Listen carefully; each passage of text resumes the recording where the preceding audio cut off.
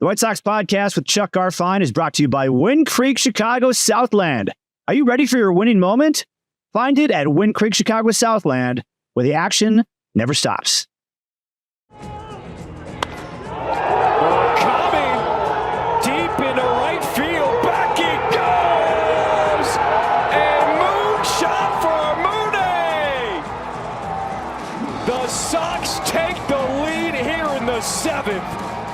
And everyone who has stuck out this 3-hour rain delay is loving it. 12th home run. He's now driven in 23. And the Sox have their first lead of the night.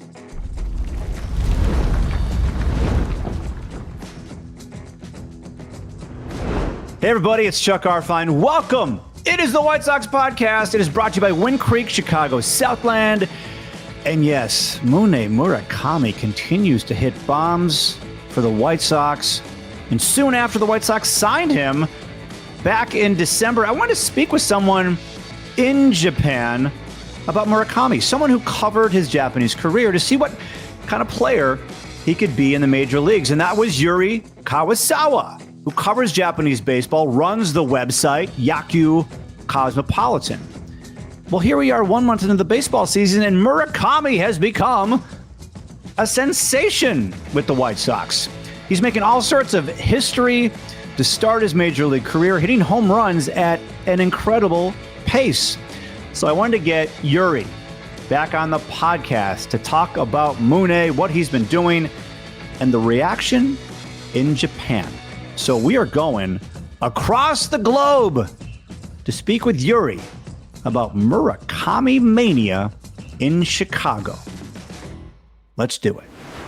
All right, back on the podcast from Japan. It is Yuri Karasawa. Great to see you again. Great to have you back on the podcast. And this clearly means that things are going very well for Munetaka Murakami, because we spoke in December and now it is the end of April and Mune Mania is going on here in Chicago. Yuri, what has been the reaction in Japan about what he's been able to do with the White Sox? Yeah, well, first of all, I didn't expect to be coming back on so soon. So like you said, it's obviously a great sign. The reaction in Japan has been overwhelmingly positive, and that's not just from Tokyo Yakult Swallows fans. We're obviously watching all the highlights every day and very excited to see their former superstar do well. But really, all of Japan is just super happy for Murakami, because this is a guy who, he's not on the Otani tier or Yu Darvish tier, maybe in terms of popularity, but he is a household name in Japan. He's done so much in MPB over the course of his career, and he's still so young. And he has had some ups and downs, but this is, one of his greatest highs yet. So for him to hit the ground running like this, it's, everyone knew he had it in him, but to actually see him do it, it's really special. Are you seeing people in Japan wearing White Sox hats? Yeah, I am. I'm seeing some White Sox hats. I will say, people have always liked them as a fashion statement anyway, because they love the White Sox gear. But if you go to even Meiji Jingu Stadium to watch the Swallows play, I see some White Sox hats there as well. So yeah, the longer he continues his career in the South Side, he's going to, win over a lot more fans in Japan. It's funny because first couple of homestands here in Chicago, I'd be at the ballpark and I'd see a Murakami jersey here or there, not many of them. But then the Sox go on that road trip that went to Sacramento and to Phoenix, and he hit 5 home runs in 5 games. And the homestand that is here right now, you're seeing Murakami jerseys everywhere, all kinds. I'm seeing them in English with Murakami. I'm seeing the Japanese Murakami. I've seen a Murakami Swallows jersey, and I think Sox fans they cannot get enough of him, and we can see why he's such a big hit in Japan. Yeah, and I think it's so great to see that this is a great culture fit for him. Clearly, you just see him smiling and he looks happy, right? And he certainly had that when the Swallows were winning a lot in Japan, but we also saw at times when he was slumping and he just didn't look like he was having the most fun playing baseball. So to see him bright and, making new friends on the White Sox. I've seen him pick up a little bit of Spanish as well, which he learned a little bit in Japan from guys like Domingo Santana, Jose Osuna, longtime teammates. But, I just think it's so important for a guy, we see this with Tatsuya Imai, who maybe are having a little bit of hard time adjusting. Murakami, Chicago seems to be the perfect environment for him. You watched his whole career in Japan. You saw him win a Triple Crown, hit 56 home runs in Japan. But are you still a little stunned that here we are at the end of April and he leads the major leagues in home runs, more than Aaron Judge, Yordan Alvarez, and he's only been here for a month and he's seen almost all these pitchers for the very first time? I think it's unbelievable because when you really take his career into context, right, this is a generational talent. Again, everyone knew in terms of power, it's 80 grade raw power. But at the same time, he had pretty reasonable and just not that great expectations in his first season, just because he only got that 2-year, $34 million contract. He didn't get the 100+ million that a lot of people were projecting for him. But again, he was the youngest player in MPB history to win a Triple Crown. He had a world record 5 straight plate appearances with a home run that same season. He was the fastest player in MPB history to 200 career homers.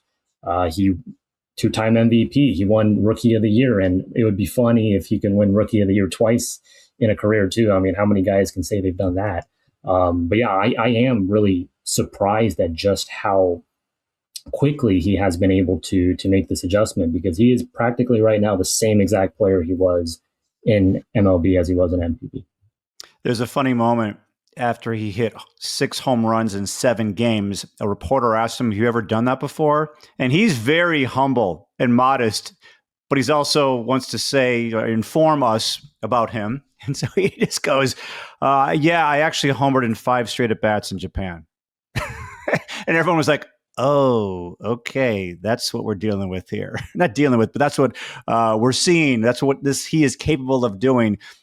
He's very, very confident. And you were talking about the projections and the hopes for him. Fangraphs before the season projected that he would hit 30 home runs. Right now, he is on pace, if he was to play 162 games, to hit 67 home runs. 67. And I remember I made a bold prediction before the season that he was going to hit 40. And now 40 seems like, oh, he'll have 40 by September 1st. What do you think? Yeah, I mean, I don't want to get ahead of myself, but I think 40 is very achievable, obviously, and we might be looking at 50. And what I really like about what Murakami's doing so far is, again, he hasn't really gotten away from his approach. He's leaning into the 3 true outcomes. I mean, he's absolutely pushing the limits of this, Kyle Schwarber, Adam Dunn-esque approach where, yeah, he's going to finish the year with 240 strikeouts also, and he's going to lead the league in that domain too. But that's okay when he is producing so much in the way of power.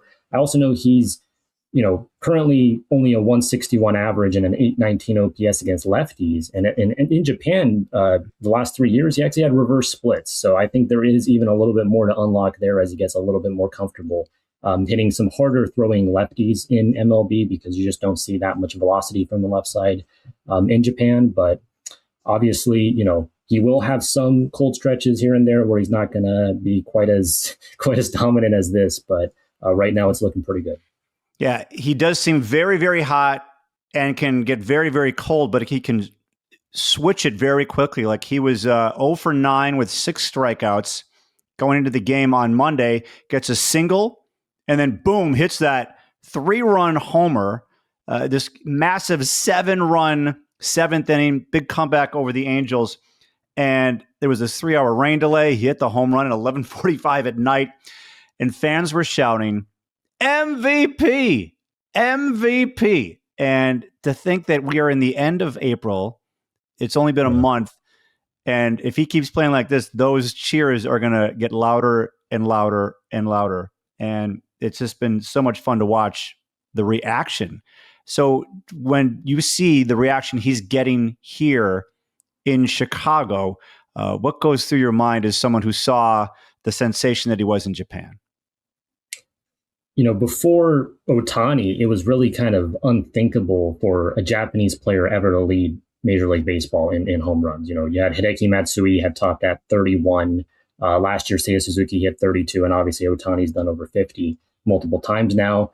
Maybe if you go back in history, Sadaharu Oh, one of the greatest home run hitters in history, if he had gone to MLB, maybe things would be different. But a lot of the perception in Japan was like, hey, we have some great players, but we're not going to have someone who can really compete for a home run title, because look at these guys. Look at Aaron Judge. Look at Yordan Alvarez. Look at all these other great superstars in the world.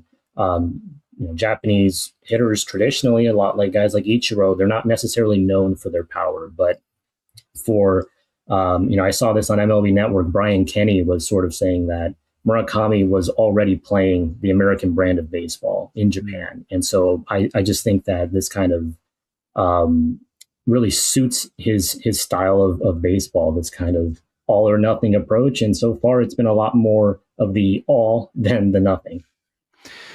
It was really funny because Shingo Takatsu, former White Sox closer, former manager of Murakami with the Swallows, he came to White Sox spring training, and I went up to him and said hello. And I asked him, how many home runs do you think Murakami can hit here? And it was as if he was arriving that day ready for the question and ready for his answer, because he immediately said 55. Which just seemed absolutely crazy to think that here's someone who's going to come in and hit 55 home runs in his first year in the big leagues. He's not 22, I know. He's 26. But I don't know if you saw Takatsu say that, but what do you think about a former manager of his? He's clearly biased, but for him to throw that number out there so confidently like Shingo did, and who knows what he's going to end up with, but the fact that his manager said that publicly, to this day, I'm still kind of surprised that he said that.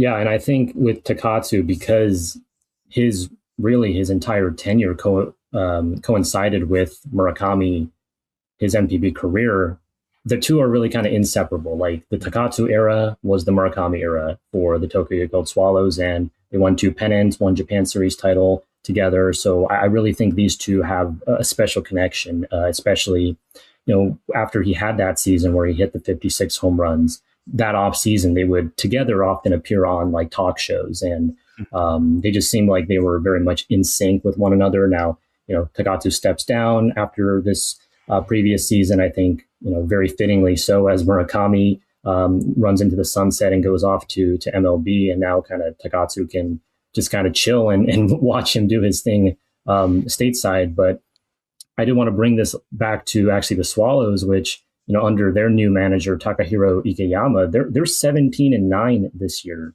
And they're actually 8-1 on days where Murakami homers for the White Sox. So that's kind of this thing that's been going around, is that Murakami is bringing a little bit of magic to his former team, who they were not good these last 3 years, even while Murakami was, crushing homers for them. So they're off to a surprisingly hot start, and have to think that Murakami magic from, Chicago is kind of affecting them. I couldn't help but look at the odds for Murakami to win the MVP right now. So Aaron Judge is the favorite. I went to DraftKings. Aaron Judge is the favorite at plus 165. That's a heavy favorite for him to win the MVP. Murakami's at plus 8,000, 80-1, tied with Tarek Skubal. And for American League Rookie of the Year, at the start of the season, Murakami was plus 600. It is down to plus 155. He is the favorite. And if he keeps hitting like this, he's going to be the runaway favorite for sure as the American League Rookie of the Year. I wanted to ask you this because there apparently are rumors in Japan that the White Sox might trade him. It's not, I should say, let me rephrase that. There are rumors in Japan that people fear that the White Sox might trade him. They think that they might trade him. So they're like, wait, what's going to happen? Is he going to stay with the White Sox or not? Can you speak to this? Because I'm a little surprised that that's out there right now. Yeah, a lot of kind of Swallows fans who are trying to get into White Sox baseball are posting on Twitter, hey, I kind of want to plan a trip to Chicago to watch Murakami, but can I really bank on him being there after the trade deadline? And I think this is a fear that comes from the fact that obviously on Twitter, you do see a lot of these rumors because the White Sox are still in rebuild, but also from an MPB fan perspective, trades in MPB don't really work the way they do in MLB. So I think a lot of Japanese fans aren't really sure what to make of the way, MLB trades work, where you do have a lot of the star player for prospect type trades. And in MPB, you basically never see a star player get traded. If no matter how bad the team is or how good the team is, the stars stay put. If there's trades, it's kind of like fringe players, at the back end of a roster. So I think people are just not really sure what to make of Murakami being on a team like the White Sox. But again, from the team perspective, from the White Sox, I can say right now, if they hold on to Murakami for not just next year but beyond, the popularity in Japan is going to skyrocket, and a lot of people are going to tune in for White Sox baseball. They're going to buy merch and things like the home run derby. Put that into context too, of like very few Japanese players have ever participated in that. I don't think Ohtani really wants to do it again, so Murakami would be a great candidate to get Japanese people to watch the home run derby. Yeah. I'll tell you what people are talking about more here, like talking about, hey, the White Sox should extend him. There's no talk in the United States that I see, that I read about them trading him. It's all about how great he is and that the White Sox should extend him. I'm not sure what's going on with that, but can I just tell everyone in Japan who's concerned about them trading Murakami, I am not in the front office, but I would be absolutely stunned and shocked if they traded Murakami before the deadline or this season. He is, given so much life and excitement to this fan base, to this clubhouse, to this team, to this franchise. The last thing they should do right now is trade him for prospects. So simmer down, Japanese Murakami fans, please enjoy this. And yeah, buy some merch with some White Sox merch. But I can see why you're thinking that, or that is out there. And I think a home run derby and Murakami, it's like a match made in heaven. You know what? Maybe I should ask Murakami if that's something that he wants to do. What do you think about that? Absolutely. I mean, he did participate in a few home run derbies in MPB.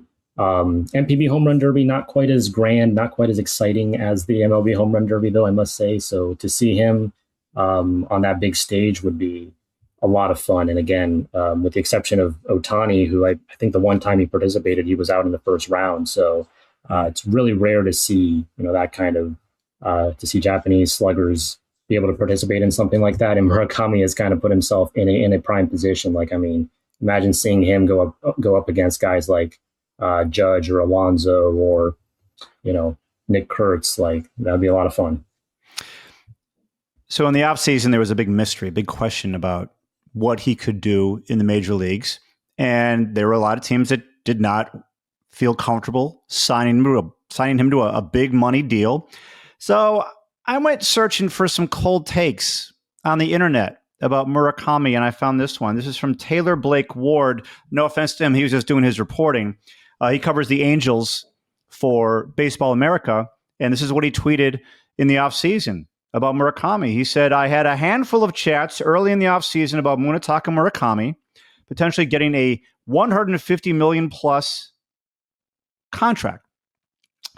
Most scoffed at it, and in some form, some nicely, some not nicely, said he can't hit. So people in baseball were looking at Murakami, people with big-time jobs in front offices, said he can't hit. What do you think about that? Chuck, the parallels to like Shohei Ohtani's first taste of MLB are very similar when it comes to how many people doubted Ohtani, not just the two-way thing, but his ability to hit, right? There were scouts that said he's like a high school hitter, and then he went on to win Rookie of the Year, and we see him now, he's a world-class hitter. I'd like to put it out there that Murakami's numbers in MPB were even better than Shohei Ohtani. And, Ohtani, obviously, it's a different story. He's a two-way player, and he was younger. Murakami had a longer MPB career. But at the same time, I really think the only comp for Murakami in Japan was Ohtani, mostly based on the hitter archetype of, you got guys like Seiya Suzuki, who I think profile similarly to Kazuma Okamoto as a guy who they hit for power. but they also have a little bit of contact to their game. And, there's some defensive component there as well. Whereas Murakami, I mean, I think he's doing a pretty solid job at first base, but he is there to mash. He is there to mash. And in the case of Ohtani, he similarly had some very poor contact rates at times in MPB. There's a lot of swing and miss there. And Murakami, yes, the last 3 years in MPB, the worst in-zone contact rate in Japan, the worst strikeout rate in Japan, the highest 3 true outcomes rate. It's an extreme profile. But the power, there was just no question about it. And I think people now are maybe starting to regret the fact that they doubted, this guy having top 5, power in the world, maybe. And there was a concern about his swing and miss. Can he hit fastballs? All right. As we tape this, Murakami against fastballs is batting .280. He's slugging .760. He's got 8 home runs. Off speed, batting .294, slugging .647. The way to get him out so far has been breaking pitches. He's 6 for 36 with 2 homers and 20 strikeouts. He seems to know his zone very, very well. He's made adjustments and adjustments back to the adjustments that the pitchers are making. So I'm going to be watching how he does against breaking pitches. But you're right. It's him being able to, prove the doubters wrong. Seriously, he's doing that. And he's making the adjustments. That gives me a lot of hope that this is not just a flavor of the month kind of thing. This could be a sustainable thing. Do you agree? I think so. And when it comes to his, question marks about hitting fastballs, it's true that, when you put on a filter of, say, 94 plus miles per hour in MPB, his numbers weren't very good. But it's also important to remember that it's a very small sample because the average MPB fastball is around 91 miles per hour as opposed to MLB. It's more 94, 95. He wasn't seeing that kind of velocity regularly. If he was, it was, high octane relievers coming in late in the game. He gets one at bat against them. That's not really a great way to test like whether a guy can hit velocity, and you don't have to make that adjustment in Japan necessarily. I will say when he hit his 55th home run back in 2022, that was against one of the best relievers in MPB, Taisei Ota, and that was 95 plus miles per hour. So he's hit velocity before. And again, he's showing that here. We've seen in, short spurts, kind of like during the WBC in 2023, his pool performance wasn't great. And then he opened the season. It was really cold for the first month or so. He will have these prolonged stretches at times where he's in a bit of a funk, and he can't get it going maybe in the way of power. But I think the most encouraging sign is that the chase rate is just incredibly good. He, you look at the ABS challenges, a very high rate. He knows the zone. That raises his floor so much where he's going to be getting on base and contributing even when, the home runs aren't necessarily there to the extent we see them now. So there's all these amazing historic stats that are just flooding in because of what he's doing. His first 12 extra base hits have been home runs. It is the longest career opening streak since at least 1900. That's what he is doing. I mean, he hit doubles in Japan. He had seasons where he had 28 doubles, 30 doubles. He has yet to hit a double as we tape this. Is that surprising to you? Oh, definitely. I mean, it's so weird that he's just, he has no doubles right now. It's basically, the most extreme form of the 3 true outcomes, right? I mean, obviously you got some singles in there. And I have seen him run really hard down the line and even dive into first base to try to get, as many of those infield hits as he can. But it is truly just home run, walk, strikeout right now. And I will say, he's gonna be getting his fair share of doubles. Like those are gonna come. So maybe we see a month where the home runs are lower, but he's still going to be contributing in that slugging percentage department through doubles. And, he liked out a few triples in MPB too. So we haven't seen any, speaking of triples, we haven't seen him really run much. The stolen bases are still 0. He had a season back in 2022 when he stole 12. He's not necessarily slow, if you look at sprint speed, even as a bigger guy. So, I know that obviously they don't want to maybe overexert him. They don't want him to get hurt, but I would watch out for a little bit of sneaky Mune speed, maybe 5 stolen bases. Well, he surprised me with his speed about a week ago. There was a ground ball in the infield, and he beat it out. Like, this was an infield single. He showed the hustle and the determination to bust his butt down the line, and he beat it out. And, you have an expectation of how fast a guy can run. That exceeded my expectation big time. And his sprint speed, as I looked at it on Baseball Savant, is basically in the middle of the pack. So he's an average runner, which you would not think he would be. You would think he'd be below average, and that just adds to what he's capable of. Yeah, I mean, speaking to his Baseball Savant page, I mean, it's an awful lot of red, which is very good. There's a lot of red in there. Obviously, the whiffs are poor, but basically everything else, I mean, he's barreling things. And yeah, the exit velos are just crazy. And again, that speaks to his world-class power. We've seen it so many times. And even, just last night with that 3-run shot, the launch angle at like 46 degrees and just golfing it out. It's things that just very few hitters in the world can do. And Japanese fans saw that for a long time with the Swallows, but still, because I think there was this sort of gap between 2022 where he reaches his absolute ceiling and his absolute pinnacle, and then there was a slight bit of a fall off, at least in 2023 and 2024, that maybe this has caught even the most fervent Murakami fans by surprise, that hey, he was very much legit, and maybe we were all just crazy for doubting it for even 1 second.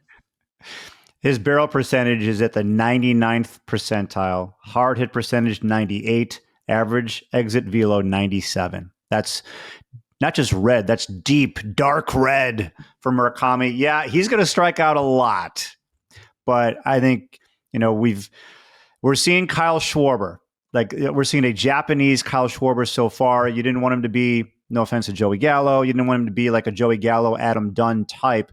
And a lot of baseball left to be played, but boy, has this been exciting. And I'll say his defense has been better than I thought. Is he perfect at first? No, but he's making the routine plays. He's making, I don't want to say spectacular plays, but he's making a lot of tough ones.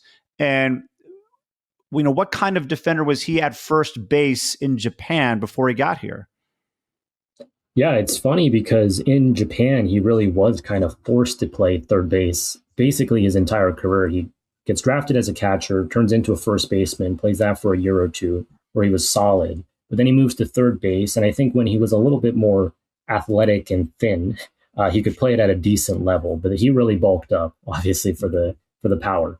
And yeah, he was not great at third base. So it made absolute sense for him to transition back to first base, which in MPB, he would play that from time to time. There's no designated hitter yet in the Central League, which he played in. So that also made things a little bit complicated. But he would play it occasionally late in a game if a better defender came in at the hot corner and he could slide over. But I really think, to your point, to see him play first base at least serviceably, that really raises his profile. Because if we were talking about, a pure DH at age 26, that brings some long-term concerns. But a first baseman that mashes like this, then you're totally fine with that. You're going to take that any day of the week. And yeah, I mean, I think as he gets more comfortable at the position, given his background playing third base, it's kind of you could liken it to like a Rafael Devers situation, where they have a certain level of just baseline skills from playing the field for so long. And hopefully he does end up playing first base for a long time before he transitions to more of a full-time DH. It is a big-time difference between Chicago and Tokyo. Like, we're taping this at 9:30 in the morning here in Chicago. What is it, 11:30 at night in Tokyo? Yeah, it's the exact opposite, basically, in the day. So how do you guys follow baseball in America because of the time difference? So how does that not affect, but how do you guys ingest it in terms of, what you're doing when there's baseball going on? Because I think oftentimes you guys are asleep when Murakami's playing. Yeah, certainly when there's games on the East Coast. And if they're, central day games, very hard to watch because that's in the middle of the night in Japan. But you do see some pretty, diehard fans will wake up for that. But if it's a night game, especially, on the West Coast, that actually ends up being a pretty nice time to watch in Japan. That's like 10 a.m. So people can get their, morning breakfast in while they watch some baseball. But for Murakami, I think a lot of fans are just ingesting it in a casual way with highlights as well as, he's making national headlines. It's on the evening news, anytime he hits a home run. And also in Japan, when you ride trains, sometimes the trains have monitors where they have news from the day so people can look at it while they're going to work or going home from work. And yeah, there's been a lot of Murakami on these news monitors this month because anytime he homers, that is very much news.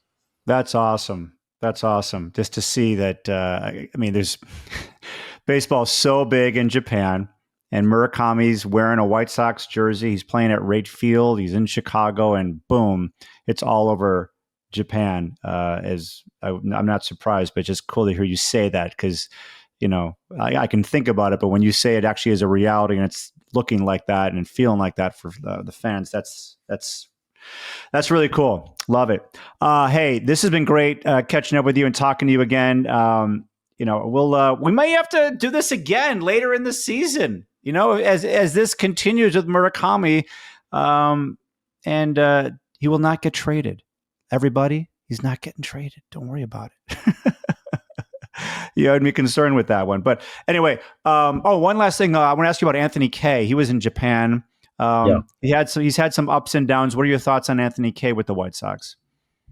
Yeah, Anthony Kay, I think, is proving that he is a serviceable starter at the major league level. He was in Japan for 2 years, and he was really a big game pitcher because he played a huge role in the Yokohama DNA Bay Stars winning the Japan series in 2024, a Cinderella run from a 3 seed all the way to the championship. And he pitched in a lot of those big Japan series games. His sinker obviously plays incredibly well, and he was one of the hardest throwing lefties in Japan. You also see Foster Griffin over in Washington, who pitched against the White Sox the other day. He has been phenomenal. Shut him out for 7 innings. Yeah. So a lot of these foreign pitchers, they don't necessarily get the recognition they deserve when they come back to the States. They're not really known quantities. That it goes for KBO as well with guys like Eric Fetty. But they really do learn something while they're over here. Maybe not necessarily in the way of, completely overhauling their mix or anything like that. They might add a pitch here or there. But really, I think it's being able to learn to pitch and have that leash that they don't always get when, you're kind of like a 4A player and you get rocked in one start and you get sent down immediately. In Japan, Anthony Kay was, he was taking the ball once a week because that's the 6-man rotation in Japan. And he was, getting his 6-7 innings in every single time. And 2025 was, a phenomenal season for him. Really one of the best pitching seasons in Bay Stars history. So he really earned himself back to the major leagues. And yeah, there's going to be some ups and downs there. But I think by the end of the season, you might see Kay maintain like a low 4s ERA, and that would be a pretty good performance from him. That would be great for him. Yuri Karasawa, thank you so much for your time, and we'll touch base down the road. This has been so much fun to watch what Murakami's doing and see the excitement that's going on in Japan, because it certainly is matching what's happening here on the south side of Chicago. Yuri Karasawa, check him out on the internet. You guys do great work covering Japanese baseball and also Japanese players here in the United States. That's a wrap for this edition of the White Sox Podcast. Hawk Harrelson, take it away. All right, Chuck, this edition of the White Sox Podcast is over.